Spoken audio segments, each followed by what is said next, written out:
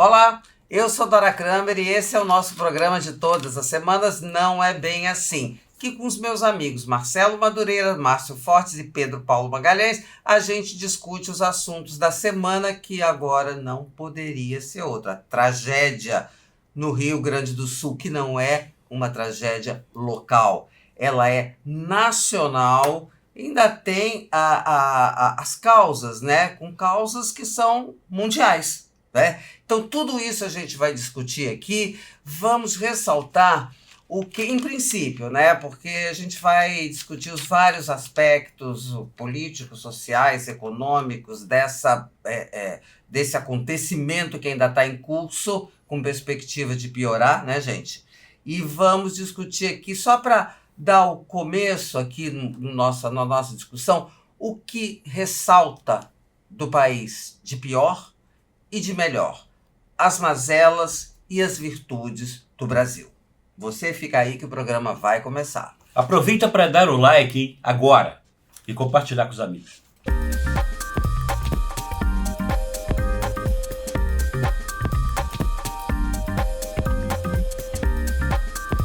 Vamos lá? Vamos começar. Bom, quem quer começar? Quem que se aventura essa lista do pior e do melhor? Como o pior sempre chama mais atenção, vamos elencar as mazelas que ressaltam desse acontecimento, dessa tragédia. Eu acho que a gente tem que procurar ter uma visão estrutural da coisa. Quer dizer, a tragédia que acontece no Rio Grande do Sul, de certa forma, ela junta no mesmo lugar e no mesmo tempo mazelas, dificuldades, problemas que afetam milhões e milhões de brasileiros, não só no Rio Grande do Sul. Então, o que eu vejo com preocupação, né, é como as autoridades, não todas, mas as autoridades, sobretudo federais, têm a maior dificuldade de lidar com a realidade de milhões e milhões de brasileiros. E, pior ainda, quando isso se dá no mesmo tempo, no mesmo lugar, né, que são problemas de infraestrutura, problemas de saúde, problemas de transporte, problemas de alimentação, enfim, essas coisas acontecem com milhões de brasileiros o tempo todo. E não existe menor proposta, não existe menor atitude por parte de muitas de nossas autoridades de como atacar esses assuntos. Márcio, você tem uma lista, a gente estava discutindo aqui antes, gente, uma lista, na verdade foi o Márcio que propôs, tá? Que sacou, né? Esses atributos.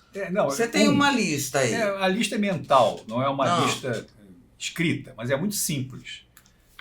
Há um assunto de natureza climática acontecendo no Rio Grande do Sul. As pessoas menosprezam isso. Quer dizer, podem confundir a situação do Rio Grande do Sul com o que houve no Vale do Itajaí alguns anos antes, ou com o que houve aqui em Petrópolis, que morreu muito mais gente, 10 ou 15 anos atrás, aqui em Teresópolis, Petrópolis e Friburgo, quando desabou a serra em cima de Petrópolis. Só que esses assuntos são localizados. Morreram 900 pessoas aqui em Petrópolis, mas foi localizado em Petrópolis. Não se espalhou como está se espalhando para aquilo que está acontecendo no Rio Grande do Sul, que pode acontecer a qualquer momento, em qualquer lugar do Brasil. Por quê? Porque é climático, que faz parte do conjunto de mudanças climáticas mundiais. É o El Niño que bate com a camada de ar quente que vem de lá, com o vento do mar, aquelas composições todas que não são triviais. E em qualquer lugar do Brasil pode acontecer. Pode acontecer em maior ou menor escala, mas vai aflorar a nossa deficiente infraestrutura. Então aí falei com você antes, quer dizer, infraestrutura depende, porque tem a infraestrutura do dia a dia das pessoas.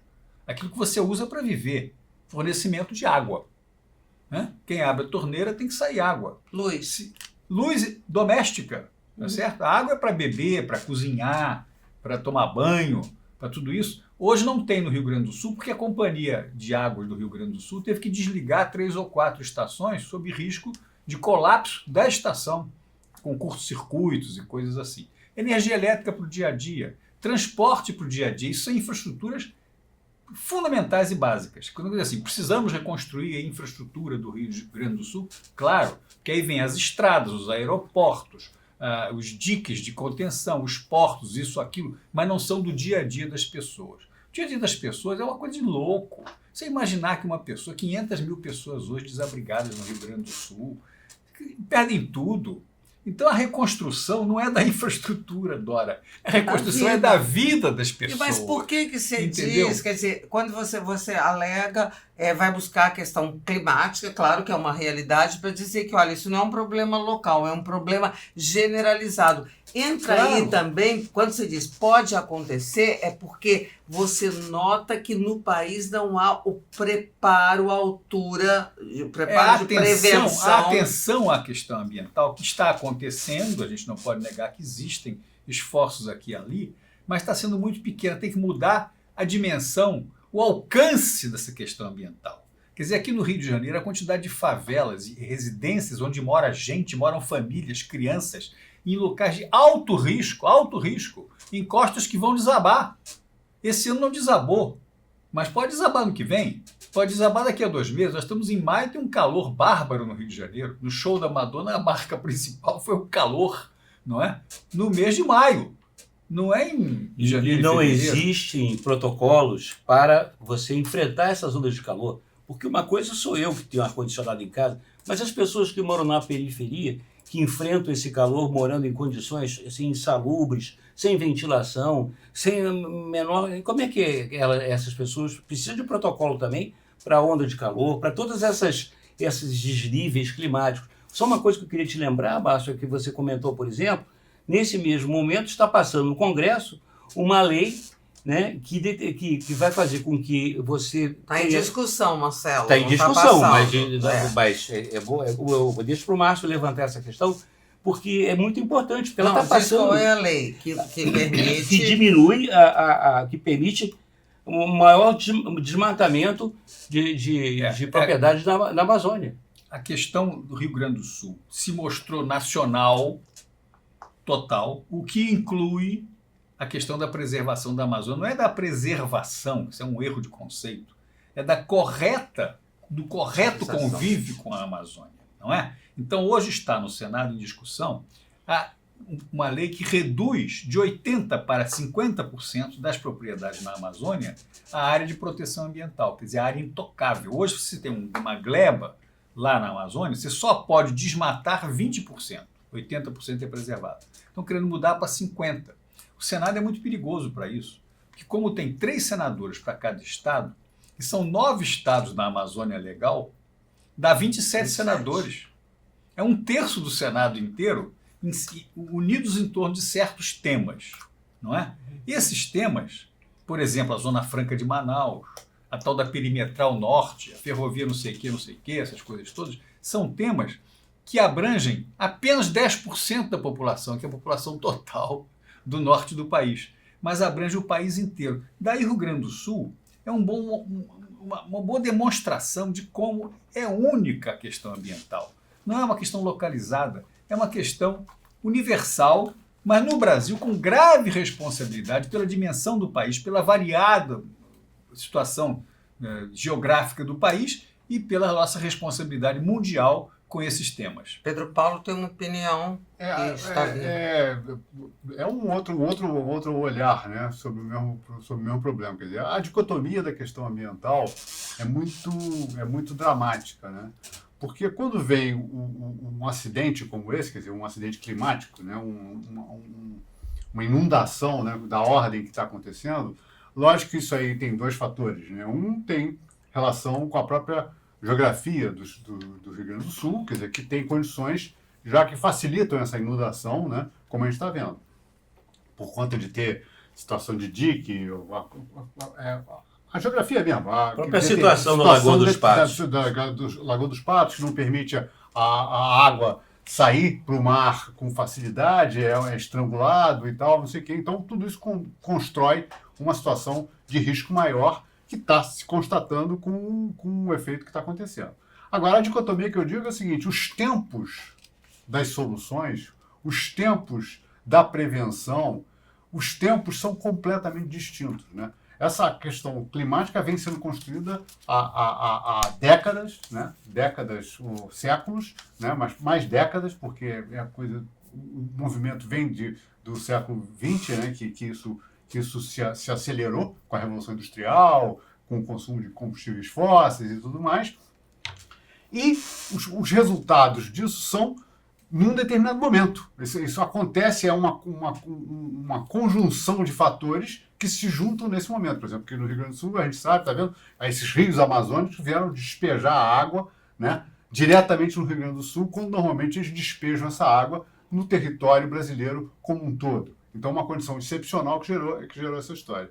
E a mobilização que você consegue fazer com as pessoas, que está acontecendo, de muita gente doando e voluntariado e tudo mais, é uma coisa focada naquele momento. Só que a reconstrução disso, ela é de um prazo completamente diferente, né? É de um prazo completamente distinto. Então, a correlação para a população, para os poderes, né, entre como é que eu lido com essa questão climática, né, e, ao mesmo tempo, atendo às necessidades imediatas da população, né? E aí a gente vê, então, a contradição disso chega ao ponto de que o governador vem dizer que o dinheiro que está sendo doado está indo para uma conta que não é do governo, para evitar o engessamento do governo no uso de verbas. É uma conta dos bancos, né? Uma conta... Exatamente. Banrisul.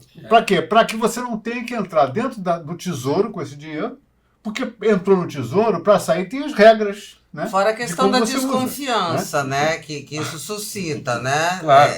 Isso já é derivada, já é a primeira derivada dessa história. Quer dizer, então agora vem a desconfiança em relação ao próprio poder público. Então eu acho que tem a dicotomia de tempo e tem todas essas questões que vêm para a mesa na hora que você começa a discutir como é que vai resolver. Discutir não, começa a tentar agir para mitigar, né, o que está acontecendo. Que, como o Márcio falou, é a infraestrutura da vida das pessoas que nesse momento tem que ser atacada. Como o governador do estado também falou, primeiro agora é salvar vidas, é resolver o problema da água, é resolver coisas que são imediatistas em relação a... Não tem outra alternativa. 1. Resgatar os desabrigados. 2. Suprir meios de vida imediata. Água potável, alimentação, remédios onde necessário, abrigo, cobertor.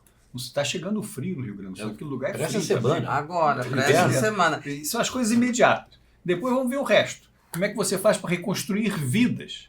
E, em seguida, como reconstruir a infraestrutura genérica do Estado. E, por último, as consequências na economia. E sobra a questão de como é que faz na questão da precaução, que torna o problema nacional, e você mesmo disse naquela frase, pode acontecer a qualquer instante, em qualquer ponto do país. Eu só quis ressaltar que não é o caso, por exemplo, da barragem da Vale de Inhotim. Lamentável, morreu uma opção de Brumadinho. Brumadinho. Eu tinha ali do lado. Né? Então, a barragem caiu. Um horror. Mas aquilo é questão localizada. Não houve uma conjunção climática como essa dessa vez. Outro tipo de acidente. Pois é, então aquele acidente, a reconstrução é mais fácil. Você tem que, como a Vale veio a fazer, que rever todas as barragens no Brasil em todo que a Vale tem e tal, para reconstruir eventualmente aqui e ali, para não se repetir. Mas são coisas mais fáceis porque localizadas. No caso, você falou, é localizado no Rio Grande do Sul, a gente tem que se lembrar que o porto, onde os navios encostam em Porto Alegre, não é no mar, é no Rio Guaíba. Está entendendo? O navio entra no Rio Guaíba e chega lá dentro do porto. Tem toda uma condição específica que coloca Porto Alegre mais em risco. E agora dizem, porque como lá, por causa da enchente de 1941, que foi quase isso, essa aqui é maior, houve a construção de várias estruturas, mas que, por problema de manutenção, não estavam funcionando. Primeira vez na história do Brasil que um aeroporto de capital é fechado por um mês. Quem vê as imagens... Sabe por quê? Tem que fechar mesmo. Não, as imagens são impressionantes. Alagada. Eu só queria sublinhar um pequeno detalhe, né, que eu acho muito importante, que é a solidariedade. Não esse só é o lado que positivo. é o lado positivo, que eu já ia positivo, entrar e podemos entrar. Mas, Marcelo, antes da gente entrar, só para organizar a cabeça de quem está nos ouvindo, só para fechar, as mazelas são muitas, mas tem essa mazela que todo mundo tá falando agora, que é notícia falsa, roubo, saque, aproveitamento da pessoa que na tragédia, mas isso é o ser humano. Inclusive, sem falar daqueles políticos. Não aproveitamento político, enfim. Só para fechar, porque a parte boa, que aí o Marcelo vai entrar com o relato da solidariedade, que tem isso a ver com o que o Márcio falou agorinha, que é a emergência do atendimento de vidas, né, Marcelo? Não, eu só queria, o que está na minha cabeça, essa questão da solidariedade, que ela é um pouco ambígua, né?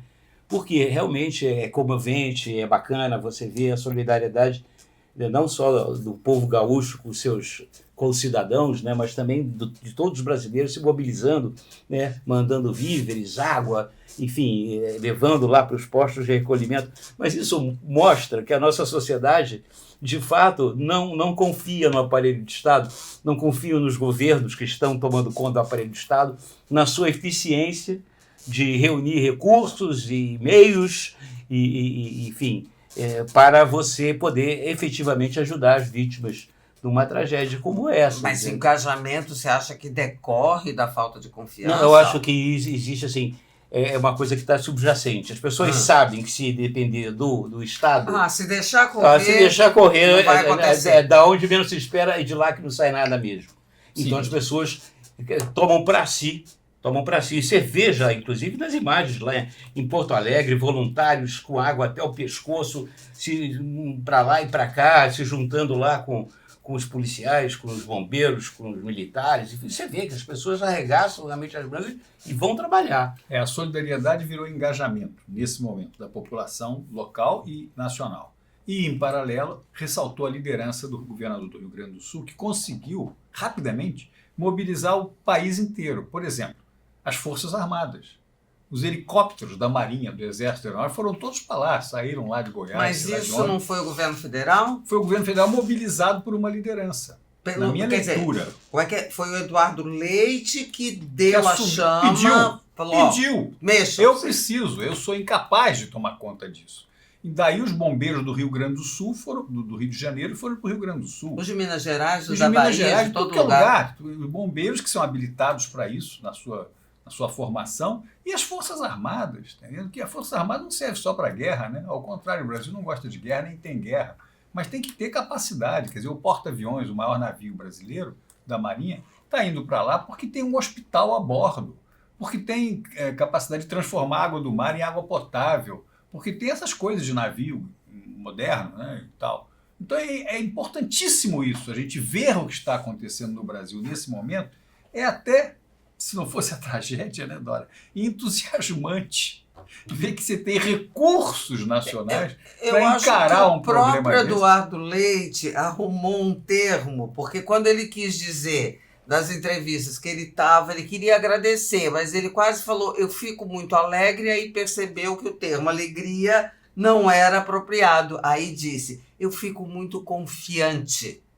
Né? Claro, na reconstrução. Agora, há contrapontos também, né, no exercício dessa liderança. Tem aí diferenças de atuação que cotejam. Dá para a gente ver o que é um líder populista, o que é um outro que eu não sei como é que eu nomeio. Um líder popular. O contrário do líder populista é um líder efetivamente popular.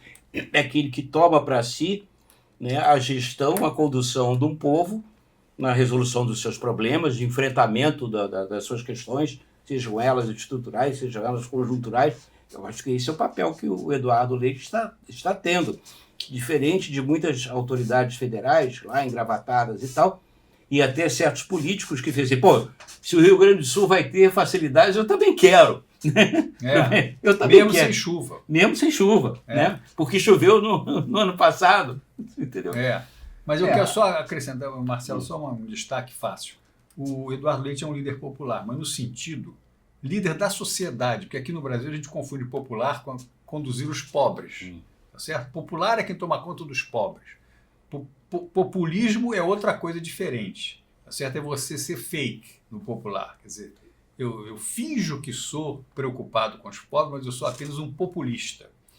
Mas ele não é. Ele está se mostrando um líder da sociedade como um todo, da sociedade gaúcha, na qual ele é responsável pela condução do Estado do Rio Grande do Sul. Diga lá, Pedro Paulo, que fica ali só na vontade, e esses meninos aqui que falam mais que o Homem da Cobra. Eu volto no tema exatamente o tamanho que o tema tem. E que a gente já falou aqui em programas anteriores sobre o que projeto poderia ter para o Brasil, quer dizer, que está aí em torno dessa questão, da questão ambiental, né? Um acidente dessa ordem, quer dizer, um fato dessa ordem, só reforça que deveria se trazer para o centro da mesa a questão ambiental nos seus diversos aspectos, né? Tanto os aspectos de preservação, que ao contrário do que essa lei que está sendo discutida no Congresso, que quer diminuir isso, como a gente já ouviu falar também de medidas estaduais alterando margem de rio, você pode construir com menos metragem, quer dizer, ações que são ao contrário do que deveriam, né?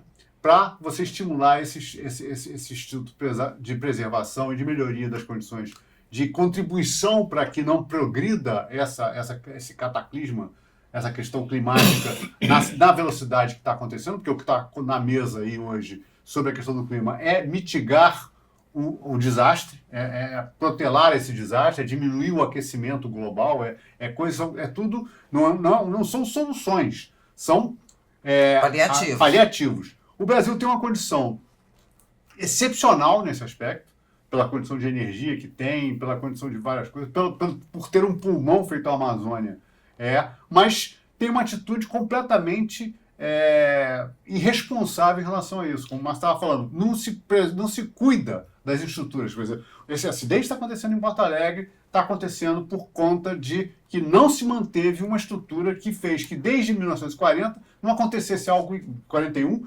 acontecesse algo igual ao que aconteceu, porque foram construídas estruturas que precaviam isso, né? que protegiam a cidade, que protegiam a região, né, de alguma forma. Então, o Brasil é isso, você tem uma oportunidade pulando aí na mesa, né, para dar um rumo para o país, que tem efeito econômico, que tem efeito de projeção internacional, que tem diversos efeitos, e você não usa esse potencial. Você ao contrário, você deixa solto, sem cuidar dessas questões, sem programas que sejam realmente de proteção, e aí vem esse acidente. Aconteceria? Sim, mas se tivesse esse cuidado, poderia não ter as proporções que está tendo.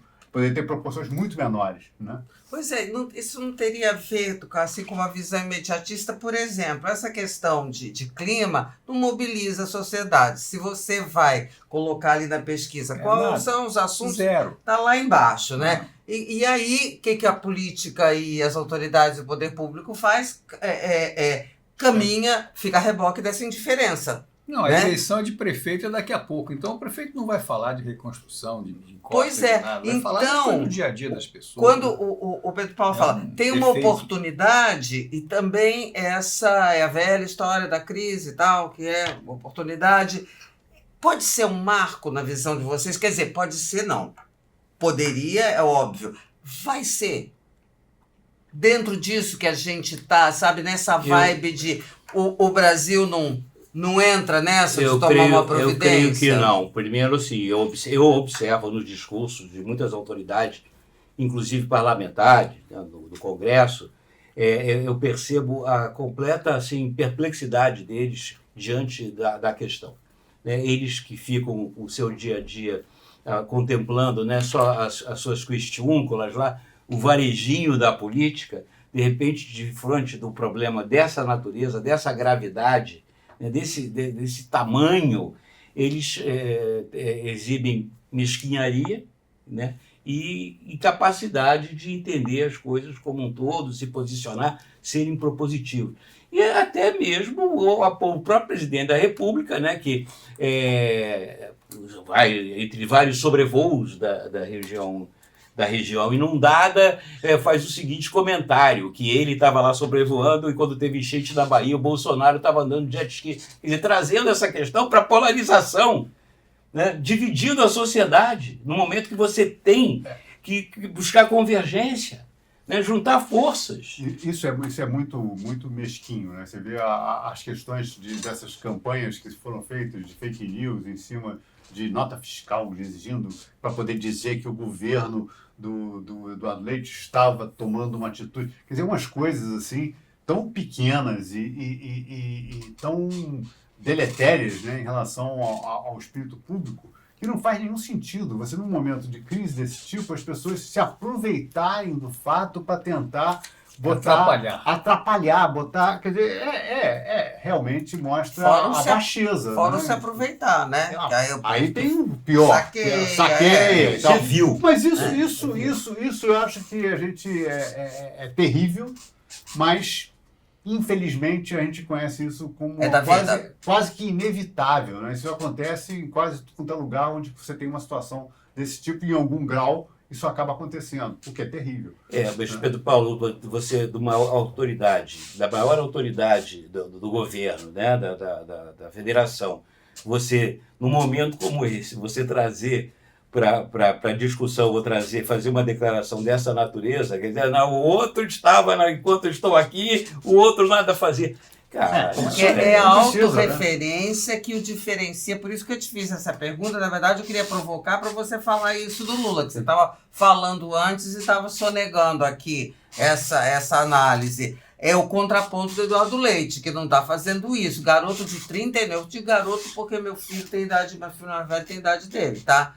38 anos de idade, sabe? Segundo mandato era o prefeito de Pelotas, prefeito do interior, cidade grande e tal, Pelotas do interior. E está se mostrando um contraponto a isso aí, né? Que esse aproveitamento mesquinho, exercendo a liderança, que eu acho que pensando nele é que você trouxe, né, Márcia, a questão da liderança. Faltam lideranças no país, lideranças autênticas, aquelas que possam conduzir os assuntos da sociedade de forma organizada e legal, não é? Quer dizer, propondo leis e tudo que sejam construtivas de uma reconstrução e aí chamando a quem pode ajudar. Isso eu destaquei a liderança do Eduardo Leite, que já era marcante, quer dizer, não é à toa que contribuiu. Não, mas agora é que ele está numa... Agora passou por um plano diferente, não vou dizer que superior nem inferior, mas diferente, é outra pessoa. Isso é a primeira coisa. A segunda coisa, Dora, só para recordar que isso aí afeta os mais pobres, tá entendendo? Aqueles que já não têm nada ou que têm muito pouco e que perdem tudo, tá entendendo? Quer dizer, quando eu falo reconstrução de vidas, é reconstrução de vida. Não tem o que comer. Sempre teve dificuldade, não é? Agora acaba com aquilo pouco que tem. E aí é que tá, quer dizer, você não vê pessoas abonadas e tal, você vê perdas e tal, o cara tinha um carro, o carro foi embora, tá bem, mas já tinha um carro. E quem não tem nada, não é? Tem que se basear no poder público, mesmo que ele seja que você tenha desconfiança em relação a ele, é responsabilidade do poder público, sim, que representando a sociedade é quem cabe liderar, não é? Você não pode dizer aquela coisa velha dos séculos XVIII, XIX, não sei o que, no mundo, que havia uma elitezinha que tinha educação e o povo inteiro era escravizado, não é? Isso passou. Para construir um país como o Brasil, você tem que ter isso.